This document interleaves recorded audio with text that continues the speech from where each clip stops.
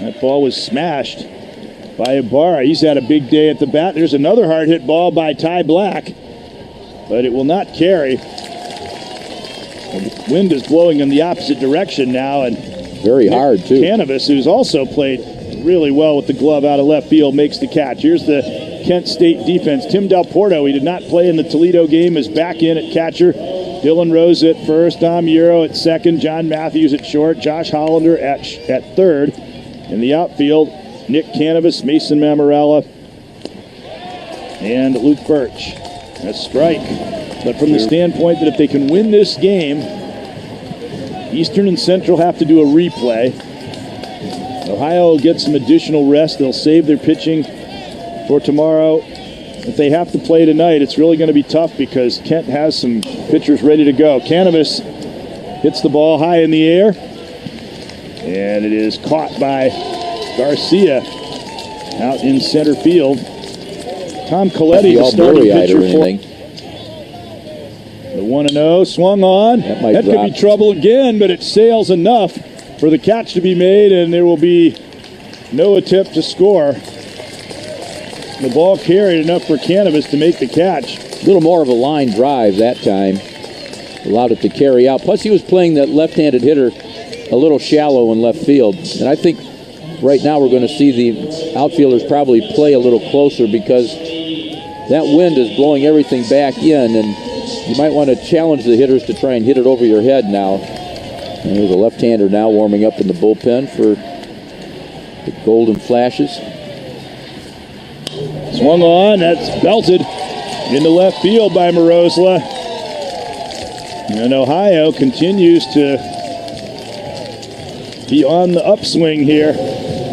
And Tom Coletti, they've been productive at the plate, but Coletti has gone through 3 innings of hitless ball. When you look at his numbers, he's very capable of doing that. And they go now, this will be the key to see what happens the second time through the batting order as Nick Canavas steps up to lead off the Kent fourth. Outside. Now, always a key point in the game like this when a pitcher has been dominating is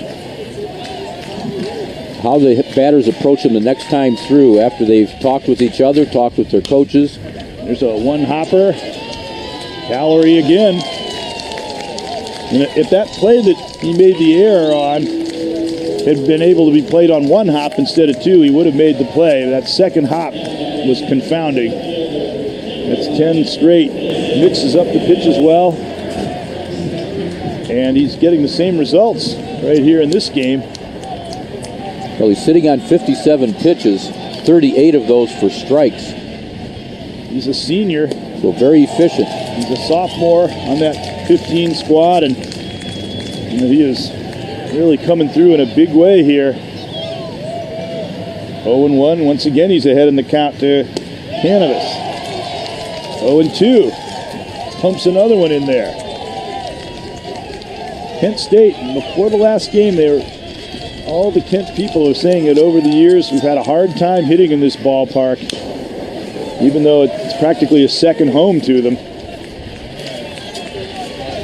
And we have certainly noted that in the Kent games that we have covered over the last several years. They haven't had too many games where they've just unloaded on their opponent. And you have to wonder how that could be, other than the fact that you see strike 3 and it gets into your head, and pretty soon you believe it. You can't hit here. 1, 2, 3 they go. After 6, Kent up 3-1, 3 innings away from advancing to Sunday. Check the swing. It didn't matter. It was in the zone.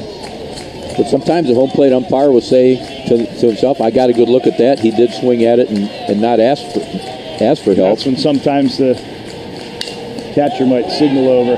Long fly ball, hit hard, deep, and it'll be a ground rule double. Well, that's for Klein, and it's unfortunate for Ohio. You see, he wasn't happy, Black, because he knew he could score otherwise if it had just stayed in the yard. Well, that was a blast. The wind was trying to knock it down. Klein is swift on the bases. Or Black, I should say, is swift on the base. He got a good jump, as you saw there. Had that ball landed at the foot and not gone over, he would have been able to sail home. As it is, second and third, one out. They still have a great scoring chance. And it is Cowlery, the batter, very dangerous hitter. And swung on by Ibarra. That's going to be tough to snag, but Birch does it. These defensive players ought to be wearing capes. They've made so many great plays. Taking an extra base hit away from Ibarra. Luke Birch, and it's 5-2 Ohio going into the last of the eighth. Territory. That fence butts right up against the foul line. Juts out quickly down there. So you have to be careful. You're going full steam in that corner trying to flag down a fly ball. That fence comes at you quick. Now the batter is Canavas. That's why that makes that such a good play. That should be it. A real quick inning. Center fielder takes charge. Garcia, the catch. 1, 2, 3. There goes the eighth. One inning away for Ohio to get to the championship game, and there's about the only thing that's gone wrong for he and the Bobcats today. He's got a single, a double, has scored a run, walked, and he hammered that one. That could be out of here. Goodbye. Man, that could just be the final blow. Well, part way up the hill in left field. He turned on one, got under it, and hit it a mile high. Towards that line again where it's not as affected by the wind.